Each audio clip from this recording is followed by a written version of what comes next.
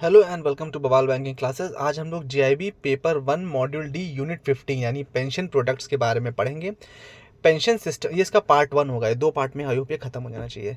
जो पेंशन क्या है, पेंशन जो बेसिकली है वो बेसिकली जो भी अनप्रोडक्टिव ईयर्स हैं यानी आप रिटायरमेंट के बाद आपको एक रेगुलर इनकम प्राप्त होती रहे, उसके लिए पेंशन का कॉन्सेप्ट है।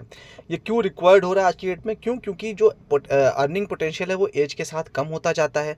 न्यूक्लियर फैमिलीज का कल्चर बढ़ता जा रहा है, तो बुजुर्ग लोग हैं वो डिपेंडेंट हो जाते हैं या उनका बहुत डिवेस्टेटिंग हो जाता है उनका बुढ़ापा, उसके लिए किया गया है।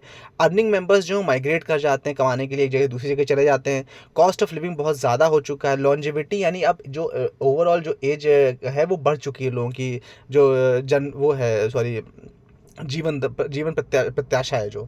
इसके अलावा ओल्ड एज में डिग्निफाइड तरीके से रहने के लिए और फाइनेंशियल इंडिपेंडेंस के लिए भी पैसा चाहिए होता है, तो उस सब के लिए पेंशन का कॉन्सेप्ट है। पेंशन में बेसिकली 2 तरह की पेंशन प्रोडक्ट्स बताए गए। एक है एक्यूमुलेशन स्टेज, मतलब स्टेज बताई गई, प्रोडक्ट नहीं बताए गए। एक्यूमुलेशन स्टेज मतलब जब पैसा इकट्ठा किया जा रहा है, जो फंड है वो इकट्ठा किया जा रहा है। और दूसरा है वेस्टिंग स्टेज, जब उस पैसे को वापस किया जा रहा है धीमे धीमे करके। ठीक है, मतलब लाइफ लॉन्ग आपने नौकरी करी, कुछ फंड कट के आपका जमा होता रहा या आप खुद जमा करते रहे, और उसके बाद जब आपका रिटायरमेंट हुआ तो आपको वही फंड में से कुछ कॉर्पस में आपको एक लिमिटेड एक फिक्स अमाउंट ऑफ सैलरी या उसको फंड मान लीजिए वो आपको हर महीने वापस दिया, that is called as vesting stage.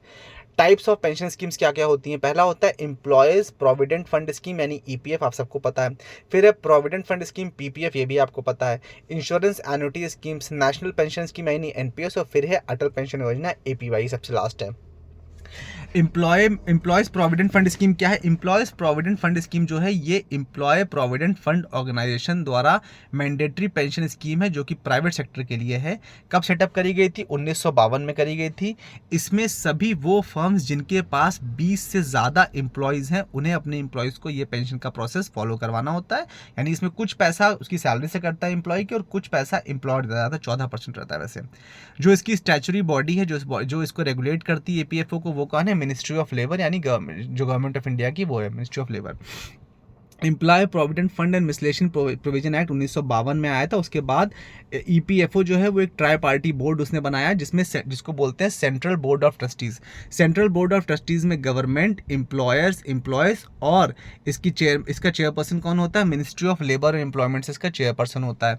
EPFO basically जो है 3 मेजर स्कीम्स चलाते हैं। एक तो है एम्प्लॉयज पेंशन स्कीम, फिर है employees deposit linked insurance scheme यानी ईडीएलआईएस, और फिर है एम्प्लॉयज प्रोविडेंट फंड स्कीम यानी ईपीएफ।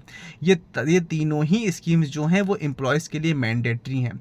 ईपीएफओ जो है वो सेंट्रल बोर्ड ऑफ ट्रस्टीज़ को हेल्प करता है, असिस्ट करता है, जिससे कि वो सारी प्रोविडेंट फंड स्कीम जो तीनों ऊपर बताएगी उनको प्रॉपरली अप्लाई करवा सके। ईपीएफओ के फंक्शंस में क्या क्या चीज़ें आती हैं? पहली बात तो जो एक्ट है उसको अक्रॉस द कंट्री इम्प्लीमेंट करवाना, जो इंडिविजुअल्स हैं उनको उनके इंडिविजुअल अकाउंट मेंटेन करवाना, जो क्लेम्स हैं उनको सेटल करना, जो फंड्स हैं उनको इन्वेस्ट करना, और प्रॉम्प्ट पेंशन पेमेंट मतलब पेंशन को प्रॉम्प्टली सही समय से शुरुआत करवाना और रिकॉर्ड्स को अपडेट करना, ये सब ईपीएफओ के अंतर्गत ही आएगा। क्या क्या बेनिफिट्स हैं ईपीएफ के? पहली बात तो इसमें हाई इंटरेस्ट है, तकरीबन 8 से 9% इंटरेस्ट रेट इसमें मिल जाता है, जो कि जनरली लोगों को इधर उधर नहीं प्राप्त होता है। एग्जेम्पशन फ्रॉम टैक्स है, मतलब ट्रिपल ई कॉन्सेप्ट चलता है, एग्जेम्प्ट एग्जेम्प्ट एग्जेम्प्ट। इसका क्या मतलब हुआ?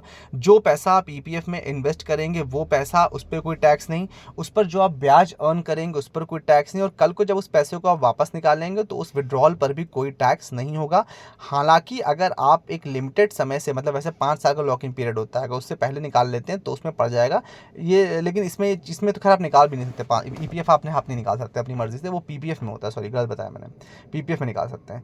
लो रिस्क होता है क्योंकि गवर्नमेंट बैक्ड होता है, गवर्नमेंट की बैकिंग होती है, प्लस इसमें जो ईपीएफ का है आपका ईपीएफओ वो लो रिस्क सिक्योरिटीज में इन्वेस्ट करता है, जिससे कि लॉसेस की संभावना कम रहे।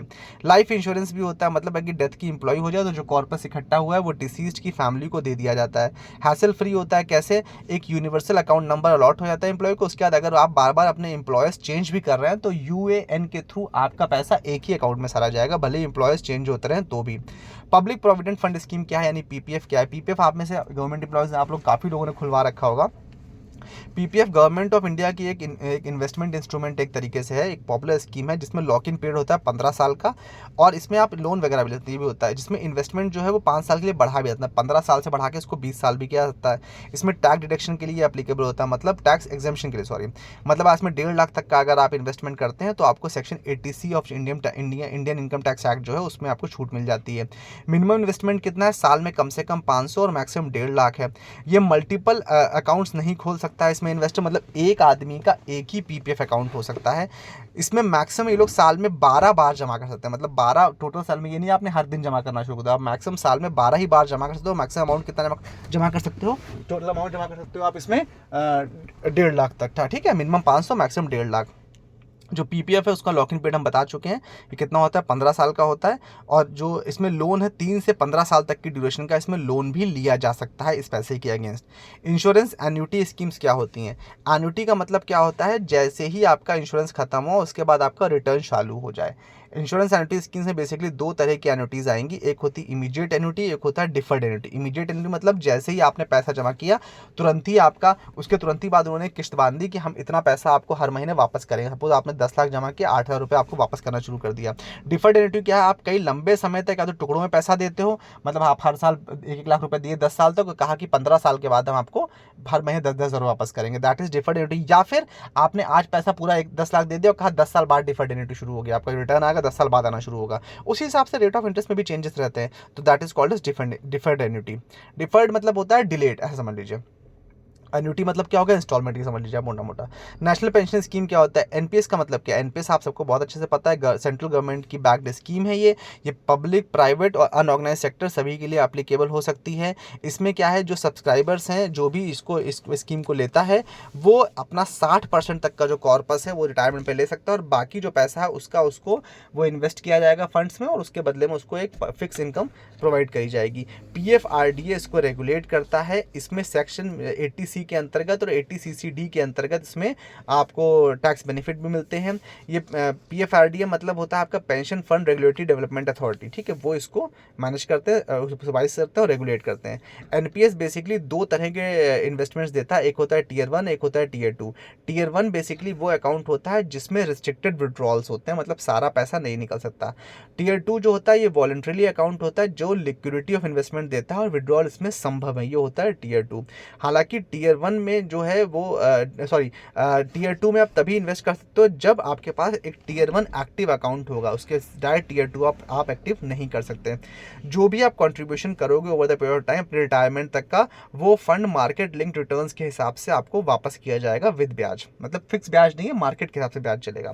टैक्स बेनिफिट क्या है एनपीएस में, एनपीएस में जो टीयर 1 है उसमें सेक्शन 80CCD जो इनकम टैक्स एक्ट है उसके अकॉर्डिंग ओवरऑल 1.5 लाख तक की छूट आपको प्राप्त होती है। जो उसका जो टीयर 1 है उसमें टैक्स, उसमें 14% जो रहता है वो सेंट्रल गवर्नमेंट एम्प्लॉयज़ के केस में मिलता है और 10% अदर्स के केस में मिलता है जो कि एम्प्लॉयर देता है। जो पार्शियल है इंटरिम, मतलब अंतरिम तौर पर आप इसमें 25% तक का विड्रॉल कर सकते हो। 1 अप्रैल 2019 में से ये भी हो गया है कि लमसम विड्रॉल 60% तक का हो सकता है टीयर 1 में से, जब आपका सुपर एन्युएशन होगा और जो कि टैक्स एग्जेम्प्ट भी होगा। लास्ट है हमारे पास अटल पेंशन योजना। अटल पेंशन योजना अनऑर्गेनाइज सेक्टर वर्कर्स के लिए है। ये 1,000, 2,000, 3,000, 4,000 या 5,000 पर मंथ तक का आप इन्वेस्ट करते हो, कब तक, 60 साल की उम्र तक। इसमें जो एज ब्रैकेट है वो है 18 से 40, ठीक है। इसमें एनआरआईज भी इन्वेस्ट कर सकते हैं और इसमें इंडियन सिटीजन भी इन्वेस्ट कर सकते हैं, ये बहुत खास बात है, ये आपको पता होना चाहिए। 18 से 40 साल तक के लोग इसमें इन्वेस्ट कर सकते हैं। 60 साल की एज तक का आपको पैसा देना, फिर आपको रिटर्न मिलेगा। एपीवाई में भी आपका जो इन्वेस्टमेंट है वो अप टू 1.5 लाख तक जा सकता है, ठीक है। और ये भी कहा गया है कि इसमें टोटल टैक्स डिडक्शन है उसमें छूट 1.5 लाख तक की मिलेगी। With this we have come to an end of this chapter. I hope you like the session. Do like, share, subscribe and give us a big thumbs up, and do give us a genuine feedback and share it with your friends. Thank you so much for liking Bawal Banking Classes.